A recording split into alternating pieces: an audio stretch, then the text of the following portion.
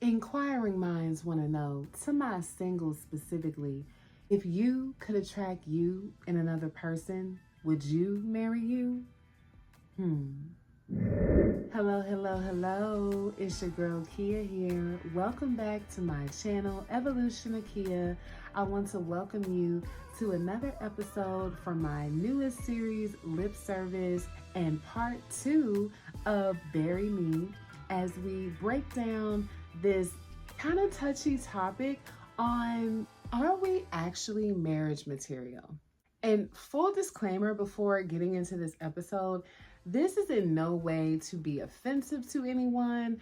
I personally am dealing with this as we speak, as I'm single and definitely wanting to manifest a, partnership, and had to ask myself some very tough questions that I'm going to encourage and ask you to personally explore in your own life, and really just being honest with ourselves, because these lists that we've created, and I know we have them, whether they're actual lists on paper or in our subconscious of the things that we secretly demand, and maybe not so secret for some of us, but do we meet even a third of the requirements that we are demanding out of our partners that we want to attract?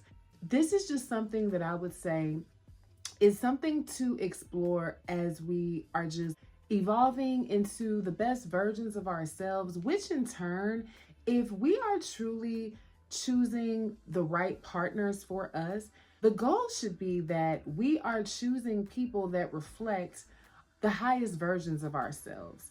And that is a journey in itself of us becoming our highest version. So a lot of times when people are wanting to attract these partners, is it out of a deficit, or is it that you are at a point in your life that you're actually wanting to share the love that you not only have for yourself, but with someone else? Are we putting too much responsibility on this mate to make us happy and meet all these requirements that is very conditional?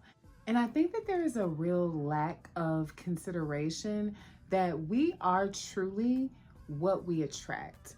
And for the sake of an example, I will use myself. For the longest time, I would always just complain about the assholes, essentially, that I was magnetizing. Like, it was crazy. It was to the point where I'm like, okay, this is my type, right? But no, actually, I was an asshole. The grumpy vibrations of these individuals, when really I was essentially calling that energy to me, because that's what I was vibrating based on my own traumas and previous situations that I hadn't yet healed from. And I know a lot of us are a product of that. And so when we keep calling in the same experiences, calling in the same individuals, just in a different exterior, basically the same person, which is why a lot of times we get frustrated, because all it's doing is highlighting the things that we're not willing to address within ourselves. Now to the point where, listen, it is a healing journey. It is a process. But at the point that I'm in now, it's highlighting so much when I may have to interact with these type of individuals that, like, wow, you are really grumpy. Bah, humbug. Need a hug. Actually, never mind. No, but seriously, I am at the point now where I want softness, because I'm soft to myself. I want what I at one point deemed as lame, the just hopeless romantic, just adornment for someone else, and for them to experience the same for me, as opposed to so many people just being terrified of being vulnerable. And I'm just at the point now where it's like, I need all the softness, because your girl has definitely been through the ringer, and I just want you to talk to me nice. But no, seriously, it's definitely has, triggered me anytime I come in contact with someone that is speaking to me in a way that I would even speak to myself. And, that has been a journey on its own, because I know sometimes we can be the harshest to ourselves. So then why would we be surprised if we are attracting someone that is going to mirror the very thing that we are to ourselves. So again, I would just always encourage us to explore, how am I contributing to this narrative? If love and a successful, healthy relationship is really what I want, then what needs to change within me so that I can align with an individual that is going to mirror that same thing that I'm already doing for myself?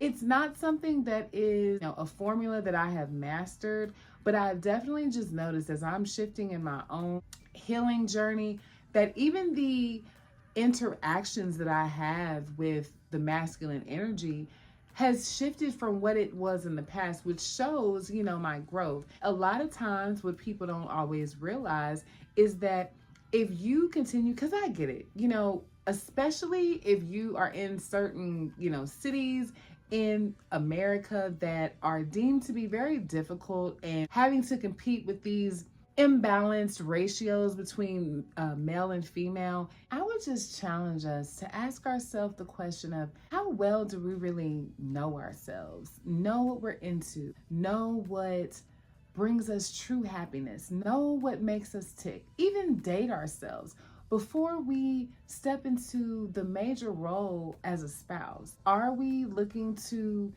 fill that role so that we can feel validated in some way? These are, again, all questions at some point that I've asked myself. So it's definitely not anything that I'm projecting on someone else, but it really is important. Once you identify these things and you are a fulfilled individual on your own, entering into a union, which already in itself, with two lives individually merging as one, there's so much compromise in that. So just imagine the rocky foundation that we may observe in relationships around us, that a lot of times individuals that come together, are they individually fulfilled? Or when they come together, are they looking to literally fill that void that they truly should feel on their own, and that being now the responsibility of their spouse?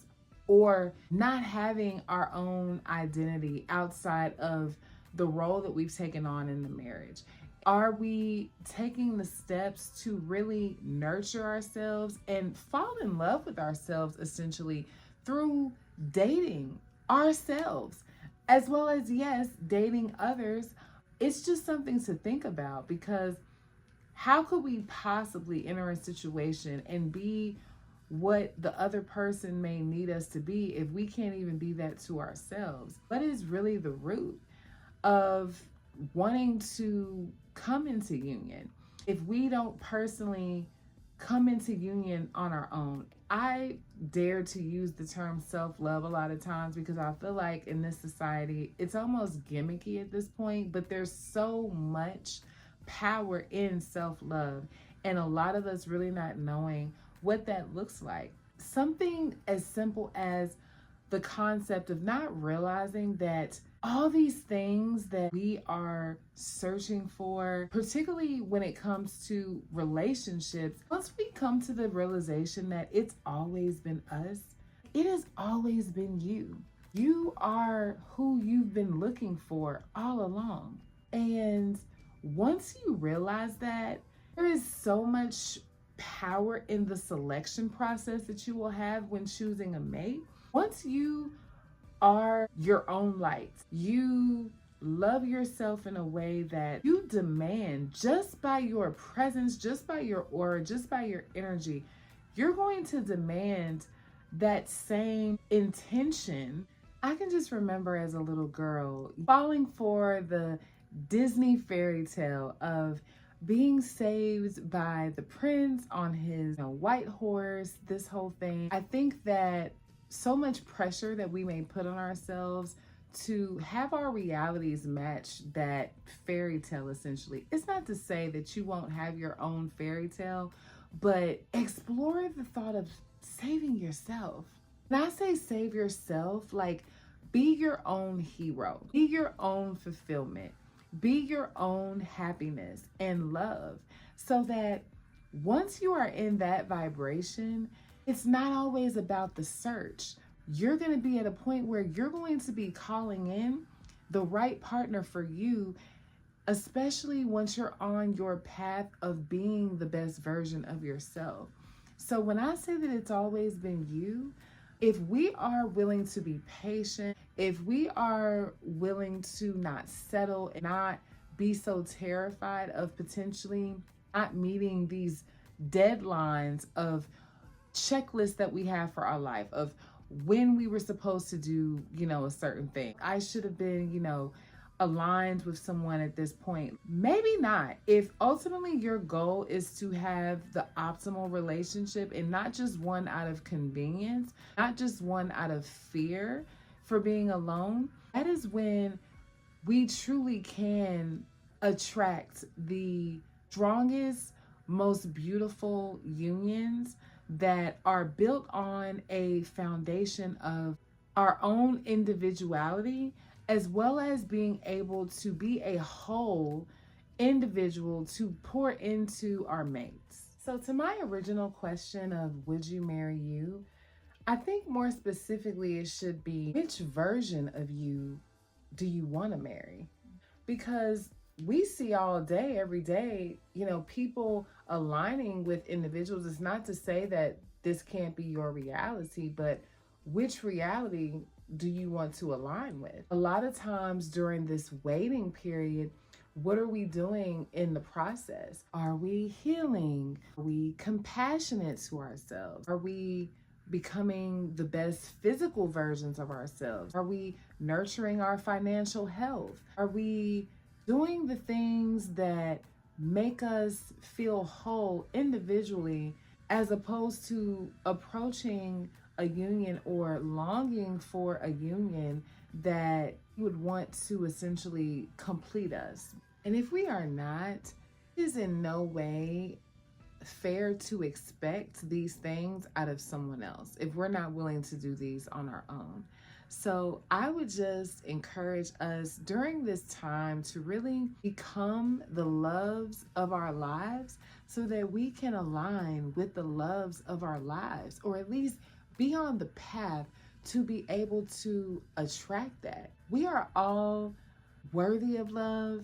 We are all deserving, so rather than looking again outside of ourselves to receive that, be that first to ourselves so that our people, our person, be able to recognize that and literally be the love that we are already given to ourselves. So I really hope that just a little bit of insight that I shared today was helpful, especially to my singles who ultimately want to materialize this beautiful union, as I know a lot of us want to.